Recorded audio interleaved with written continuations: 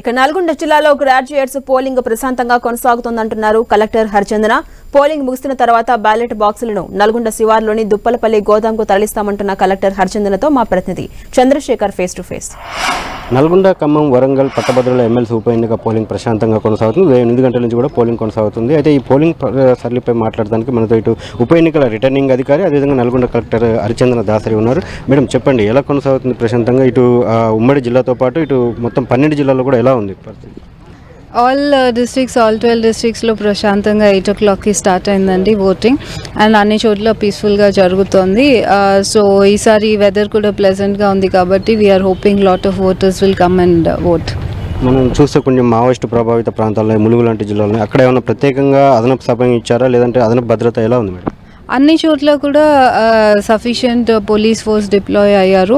ఎక్కడైతే agency areas ఉన్నాయో అక్కడ స్పెషల్గా సిఏపిఎఫ్ అండ్ ఆల్సో వెబ్కాస్టింగ్ అన్ని చోట్ల కంటిన్యూ అవుతుంది all polling స్టేషన్స్లో.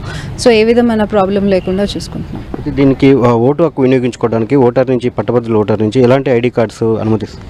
All 22 ID cards అండి ఎలక్షన్ కమిషన్ మనం ఏదైతే జనరల్ ఎలక్షన్కి క్యారీ చేస్తామో ఆ ఐడి కార్డ్స్ అన్నీ కూడా ఎవరు తీసుకొచ్చినా సరే దాంతో వాళ్ళు ఓటు వేసుకోవచ్చు. అయితే ఇటు పోలింగ్ ముగిసిన తర్వాత చాలా దూర ప్రాంతాలు ఉన్నాయి. ఇప్పటి వరకు మనకు కౌంటింగ్ కేంద్రానికి బాక్సులు చేరుకునే అవకాశం ఉంది అంటే కొంచెం లేట్ అవుతుంది. బట్ ఎర్లీ మార్నింగ్, రేపు ఎర్లీ మార్నింగ్ కల్లా మేము క్లోజ్ చేస్తాం. అంటే ఎలాంటి భద్రత నడుమ ఇక్కడికి వచ్చే అవకాశం ఉంది? ఎలాంటి వాళ్ళు ఫుల్ సెక్యూరిటీతో వస్తారండి. And vehicles will be GPS tracked also.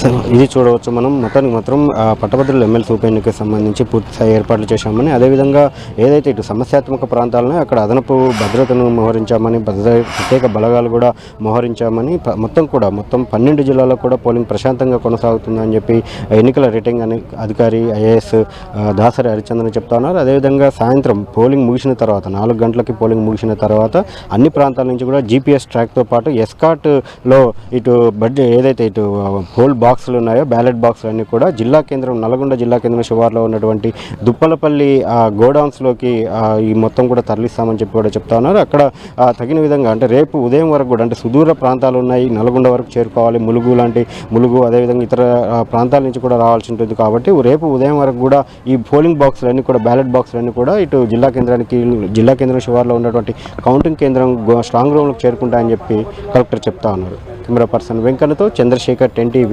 Nalgonda.